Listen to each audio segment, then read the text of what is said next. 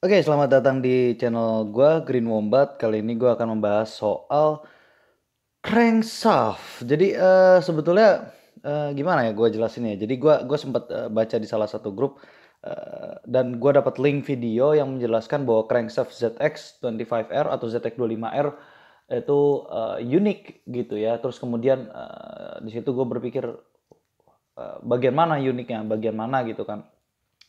Terus, to be honest, gua nggak dapet gitu ya, gua nggak dapet, bagian uniknya di mana gitu. Terus, karena gua udah pernah ngeliat crankshaft tersebut di Ninja 250 Neo ataupun di Ninja 400 gitu, atau di motor-motor lain sebetulnya, motor-motor yang sudah, masuk Euro 4, Euro 5 cukup banyak sih ya yang pakai seperti itu, terutama di performance oriented bike. Gitu, cuman memang kalau dilihat lagi gitu ya, mungkin karena memang, not really common, bisa dibilang, bukan mayoritas dari roda 2 gitu menggunakan crankshaft tersebut, gitu. Cuman dia dia kemarin nyebutnya crankshaft untuk kereta api yang gue bingung maksudnya gimana gitu kan. Cuman setelah gue perhatikan, oke, I see his point and then I try to make, some explanation, sebenarnya cukup singkat aja ya. Jadi, kita kembali ke basic physics ya. Jadi, nggak perlu, kuliah tinggi-tinggi sebetulnya untuk memahami hanya dasarnya ya. Jadi bukan memahami sampai mendalam, tapi hanya dasar. Jadi gua hanya menjelaskan dasar. Nggak perlu belajar, susah-susah gitu. Kita kembali ke mata pelajaran SMP kalau nggak salah gue ingetnya ini. SMP apa ya? Kalau nggak salah SMP sih di fisika. Oke, gue bakal masuk tentang inersia dulu gitu ya. Jadi apa sih inersia? Inersia adalah, apa namanya, momen momen gaya putar gitu loh. Jadi kalau misalnya ada sebuah massa di sini misalnya gua gambarin ya, massa itu bentuknya, pokoknya massa lah ya gitu. Misalnya, bentuknya persegi panjang gitu ya, terus kemudian dia ada titik putar, titiknya di sini gitu kan. Nah terus, dia diukur gitu loh, dia dia berputar, nah terus dia dia ada titiknya, misalnya titiknya di sini gitu kan. Nah titik ini kalau berputar itu berapa sih inersianya gitu, berarti, momen gaya di titik putar terhadap sudut tertentu, gitu. Tapi, itu hanya gayanya gitu loh. Jadi mungkin bisa dianalogikan seperti energi potensial dan lain sebagainya gitu. Jadi kalau energi potensial bukan berarti, dia tidak punya energi atau gimana gitu ya. Balik lagi ke hukum kekayaan energi, energi itu tidak bisa diciptakan ataupun dihilangkan. Tapi kalau misalnya benda itu bergerak dan bergeraknya secara, apa namanya, horizontal atau vertikal, maka dia mempunyai, momen gaya gitu loh. Nah, momen gayanya di sini adalah momen gaya, rotasi gitu ya. Jadi bergantung pada sudut aksisnya. Nah, kemudian apa sih tau? Tau atau torsi gitu ya. Tau itu ya, apa namanya, ya bergantung pada kecepatannya gitu loh. Jadi, apa namanya, semakin cepat semakin cepat, apa namanya, benda putar tersebut bergerak, maka ya semakin tinggi juga taunya atau torsinya gitu. Makanya di situnya kan tulisannya, apa namanya, eee, ada satuan waktunya gitu, entah second, entah hours gitu, terserah gitu. Cuman SI-nya atau satuan internasional adalah, second. Gitu loh. Jadi sementara, Newton sendiri kan juga juga ada penjabarannya. Lu lu bisa bisa cek sendirilah di Google yang kayak gitu-gitulah. Nah, jadi kalau misalnya, torsi ya kalau misalnya dia berputar maka dia dia akan menghasilkan torsi gitu loh. Dan ini bergantung gitu loh. Konsepnya gini loh, ini mungkin, berarti nggak SMP sih ya. Karena gue inget ini, dulu waktu gue kuliah sebetulnya gue dapet ini. Jadi anggaplah ada benda putar gitu ya, benda putar gitu kan. Nah, benda putar ini anggaplah semuanya ini padat gitu ya. Nah, yang semakin baik adalah semakin jauh dari titik radiusnya atau titik putarnya gitu. Jadi kalau titik putar ada di sini, dia semakin jauh akan semakin tinggi juga momen gaya dan inersia atau torsinya gitu. Iya sama aja sih. Ya, intinya itu karena semuanya bergantung pada R atau jari-jari atau jarak antara titik radius ke, dari titik radius atau ke sini gitu. Ini gue jujur aja gue masih aneh gitu ya ngejelasin kayak gini karena gue nggak bisa gerakin pakai tangan. Oke, itu ya gitu, jadi sederhananya sih seperti itu gitu. Nah kemudian mereka bergantung sama apa sih? Pertama adalah massa. Jadi yang bergantung itu adalah massa, massa kemudian ada radius gitu ya, kemudian ada akselerasi gitu ya atau kecepatan, dikuadratkan velocity dikuadratkan, ini bukan volume ya. Ini bukan volume. Gua tahu tulisan gue jelek gitu. Jadi bergantung sama yang ini gitu loh. Jadi sebenarnya sama aja gitu ya. F atau gaya gitu ya. Tapi bedanya ini berputar. Udah gitu doang gitu kan. Sama kayak gravitasi bumi gitu. Kenapa eh, apa namanya? Nah, energi potensial itu massa dikalikan gravitasi dikalikan ketinggian gitu. Ketinggian adalah jaraknya, kemudian G adalah percepatannya atau A-nya gitu loh, atau 9,8 meter per second kuadrat, bla bla bla yang kayak gitu gitulah. Biasanya dihitung jadi 10 meter per second kuadrat seperti itu. Nah, jadi bergantung sama hal-hal ini gitu loh. Jadi semakin tinggi masanya, jadi kalau masanya semakin tinggi berarti inersia atau torsinya semakin tinggi. Semakin besar jari-jarinya gitu kan, berarti dia juga semakin tinggi. A-nya juga sama, semakin tinggi berarti torsi atau akselerasinya semakin tinggi dan lain sebagainya. Dan itu juga berlaku berkebalikan gitu ya. Jadi simpelnya seperti itu gitu. Misalnya contoh ada benda putar yang satunya radiusnya adalah 10 cm gitu ya. Terus yang keduanya adalah benda putar juga radiusnya cuma 5 cm gitu ya. Mereka punya karakteristik yang sama gitu ya, punya massa jenis yang sama gitu ya. Jadi punya punya rho yang sama, ya itulah gitu. Kok rho sih? Massa jenis itu apa? Ya itulah pokoknya gue udah lupa, gue udah lama nggak kuliah. Pokoknya massa jenisnya sama deh gitu. Jadi masanya berbeda cuma massa jenisnya sama gitu kan. Itu tinggal dikalibrasikan saja gitu ya, total masanya berapa gitu ya, berarti tinggal dihitung ininya berapa gitu ya. Kalau dia silindris ada rumusnya bla bla yang kayak gitu-gitu. Nah, terus kemudian ada jari-jarinya gitu kan. Berarti ya tinggal dihitung saja. Berarti nanti hasil torsinya I dan taunya gua nggak bisa nulis. Tahu, maka yang lebih besar adalah yang sebelah sini gitu, yang 10 cm dibandingkan yang 5 cm. Secara singkat sih seperti itu. Oke, masuk kenapa bentukannya seperti itu. Jadi ini gue bakal ngambil beberapa studi kasus gitu ya. Yang pertama crankshaft yang kita banyak lihat di apa namanya, biasa kita lihat ya di bengkel dan lain sebagainya. Ini titik putarnya gitu ya, titik putarnya yang warna putih. Eh, Pokoknya yang warna putih ini titik putar ya, ini titik putar. Ya, ini titik putar gitu ya kan. Kemudian dia punya pennya di sini gitu ya, pen stroke atau apalah terserah. Biasanya nyebutnya pen sih gitu. Ini tempatnya conrod atau apa stang seher bergantung sama piston atau seher gitu ya. Jadi sebagai connecting rod gitu. Nah, kemudian dia berputar gitu. Ini yang pada umumnya seperti ini. Ya, pada umumnya seperti ini gitu ya. Dia memiliki massa yang paling tinggi dibandingkan jenis-jenis lain. Jenis lain apa saja sih? Kemudian ada yang seperti ini gitu ya. Dia sebagian biasanya sih bagian dalam, di bagian dalamnya ini agak kosong, tapi di luarnya ada gitu ya. Jadi kalau lu gambarin gitu ya, bentuknya tuh biasanya nah gini-gini gitu. Nah, jadi kalau dari samping biasanya sih seperti ini biasanya. Gue tau gambar gue jelek. Eh, ini kayaknya gue kebalik. Ya, kayaknya gue kebalik. Oke, yep. Nah, biasanya di situ. Ya, jadi nah sementara titik titik merah gitu ya. Di sini juga ada titik merah. Tadi udah dijelasin titik merah itu adalah bagian dari yang menyambung atau pen yang di connecting rodnya gitu.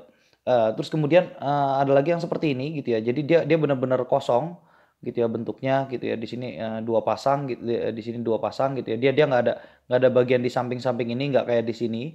Nah, di sini kan dia masih ada kan bagiannya gitu kan. Ini masih ada bagian ininya gitu loh. Dia cuma ada di bagian tengahnya aja, di bagian sini gitu ya, di bagian situ cuman sebagai tempat penampang si connecting rod. Kemudian ada lagi yang bentuknya seperti ini gitu loh. Jadi bentuknya itu hampir persegi gitu ya. Gue tau gambar gue jelek gitu, bisa googling sendiri. Gue tau gambar gue jelek. Jadi bagiannya biasanya bentuknya kan berputar gitu ya. Biasanya dia bentuknya agak-agak bundar gitu ya. Terus dia banyak bagian yang hilang. Oke, biasanya sih ya, biasanya materialnya hampir sama gitu ya.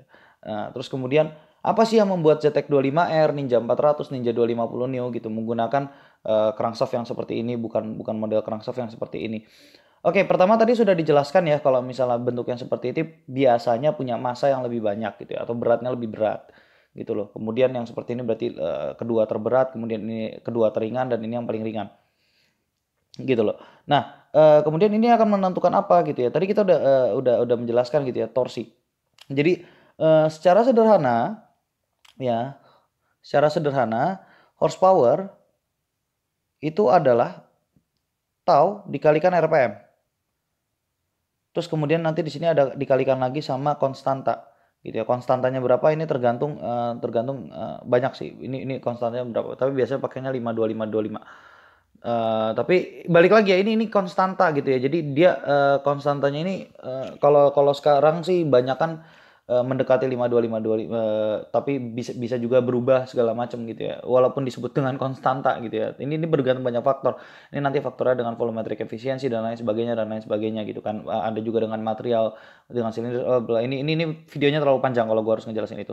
Nah, oke, ini konstantanya bisa gue hilangkan ya, karena ini tidak terlalu relevan gitu ya. Nah, ini kita masuk ke dalam tau dan RPM-nya saja. Oke.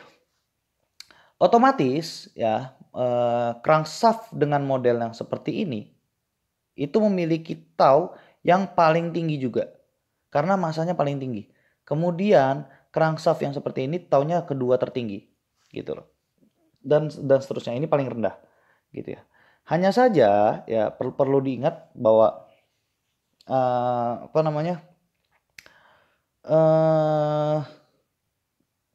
massa yang besar gitu ya. Jadi massa yang besar itu juga ya karena balik lagi ya, dia berfungsi juga seperti roda gila gitu ya, atau flywheel, mirip ya. Tidak sepenuhnya seperti flywheel, tapi mirip seperti flywheel gitu loh. Karena dia juga berfungsi dan memiliki inersianya sendiri gitu kan. Jadi saat inisiasi ledakan gitu ya. Jadi saat dia terdorong, ini kan pasti ada connecting rodnya ya. Gitu. Jadi saat dia terdorong oleh piston gitu ya. Saat inisiasi awal gitu loh. Karena dia memiliki massa yang paling besar, maka dia juga akan memberikan back torque atau torsi membalik yang lebih besar dibandingkan dibandingkan jenis yang lainnya gitu loh. Efek sampingnya apa? Efek sampingnya adalah getaran gitu loh. Jadi mesin-mesin seperti ini biasanya dia akan lebih getar gitu ya. Contoh kita bisa lihat di mesin GL lama dan lain sebagainya gitu kan.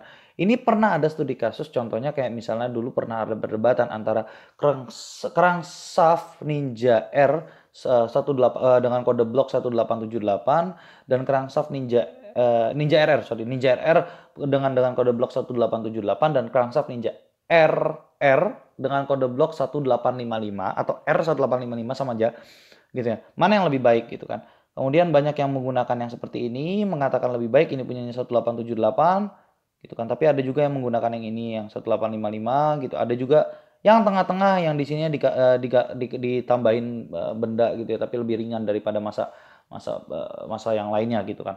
Oke, gue nggak bakal ngomongin ke situ gitu. Cuman ada satu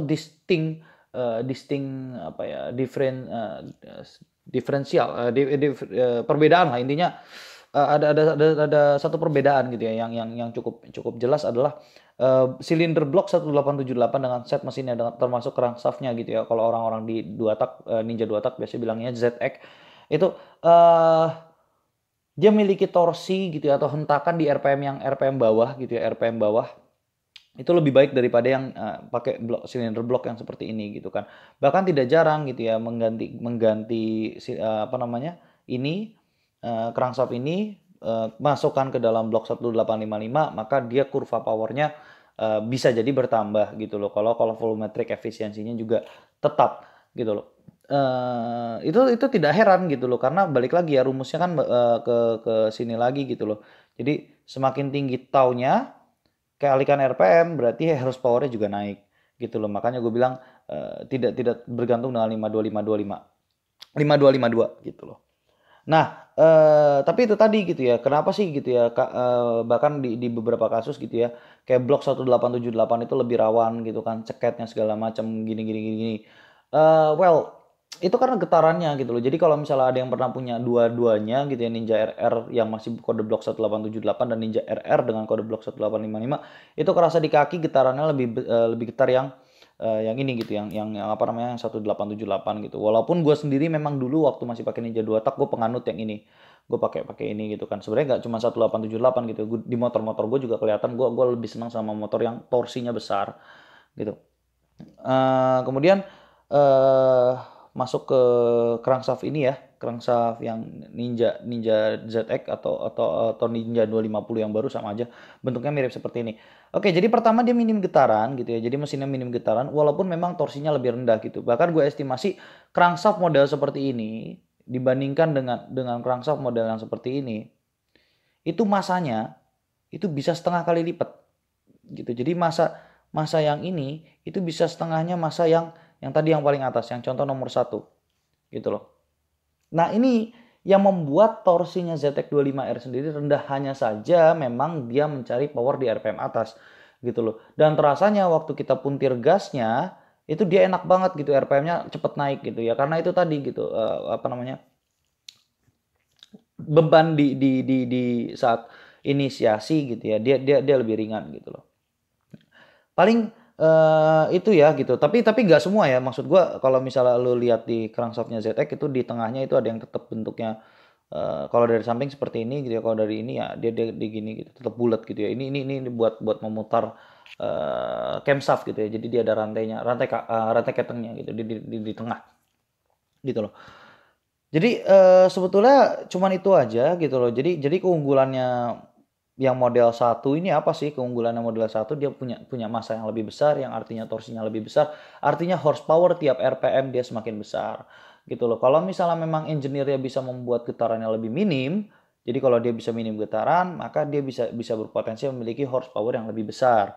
Nah, sementara gitu ya dengan crankshaft yang seperti ini, apa sih dia keunggulannya ada di getarannya semakin kecil, dia lebih minim friksi, terus dia juga inersia backnya juga lebih sedikit gitu kan, sehingga dia dapat mendapatkan RPM yang jauh lebih tinggi dibandingkan crankshaft yang biasa gitu. Terus model 2 sama 3 ini cuma sebagai transisi aja gitu loh. Jadi bisa dilihat ya, gue di sini udah kasih contoh, ini masanya paling tinggi, ini kedua tertinggi, ini kedua terendah, ini paling rendah gitu loh. Nah, berarti untuk RPM yang mana yang paling tinggi? Untuk RPM potensi RPM paling tinggi yang modelan seperti ini. Ya, yang model 4, kemudian ada model 3, ya, kemudian ada model 2 dan model 1. Gitu loh. Jadi kalau misalnya ditanya lebih signifikan mana sih gitu antara dia massa atau jari-jari, jelas jari-jari gitu loh. Jadi sebetulnya karakternya itu bukan dari crankshaftnya saja gitu, tapi dari jari-jarinya saja, karena kita lihat dari rumus gitu ya, M dikalikan R kuadrat gitu, walaupun nanti ada konstanta di depannya gitu kan. Jadi rumusnya inersia itu adalah konstanta dikalikan massa dikalikan R dikuadratkan. Oke, konstanta ini bergantung pada bentuk lingkarannya atau bentuk bendanya atau bentuk perseginya segala macam bla bla bla. Nanti di situ ada penjabarannya gitu, penurunan rumusnya akan terlalu panjang kalau dijabarkan. Nah, massanya ini hanya satu variabelnya gitu. Sementara R di sini ada dua variabel, berarti makanya dia dikuadratkan gitu loh. Jadi tetap variasinya lebih tingginya pada di R kuadrat gitu loh. Tapi kalau misalnya untuk mesin-mesin berperforma tinggi yang mencari RPM tinggi, sekecil apapun potensinya mereka akan digali gitu, apalagi untuk mengurangi friksi. Gitu aja sih paling dari gua. Paling pembahasannya sekarang singkat dulu. Apa ya, paling nanti gue bakal bahas yang lain juga gitu. Terus untuk update Eco Racing udah gue sebutin ya di Facebook gue. Sekarang lagi dibuat variabel kontrolnya seperti apa gitu. Memang agak panjang karena gue kaget kemarin tiba-tiba ada lonjakan 400 subscribers. Paling itu. Oh ya, tadi gue juga sempat, kalau misalnya masih ada yang nonton sampai sini ya, ini udah gak ada yang penting sih. Gue pengen nanya gitu ya buat yang nonton sampai akhir. Gue kebetulan barusan nonton videonya Mambo Jambo gitu ya. Gue lihat dia baru update 15 menit yang lalu, terus gue tonton sebelum gue bikin video ini. Dia nanya gitu ya, kenapa chimney atau lubang asap itu berwarna merah putih? Gue nggak tahu jawabannya gitu. Dan gue baru kepikiran sekarang, dan itu mengganggu pikiran gue gitu. Ya mungkin kalau ada yang tahu bisa japri gue gitu. Karena gue penasaran gitu. Gue udah Google dan jawabannya, cuma takut ada pesawat yang nabrak itu. Sementara gue mikir pesawat itu ribuan kaki gitu ya, atau ratusan meter. Sementara chimney atau lubang pembuangan itu nggak sampai sekilo gitu. Nggak sampai ratusan kilometer gitu ya, atau nggak sampai ratusan meter gitu, sorry. Otak gue udah mulai nggak jalan. Paling sekian dari gue, Green Wombat.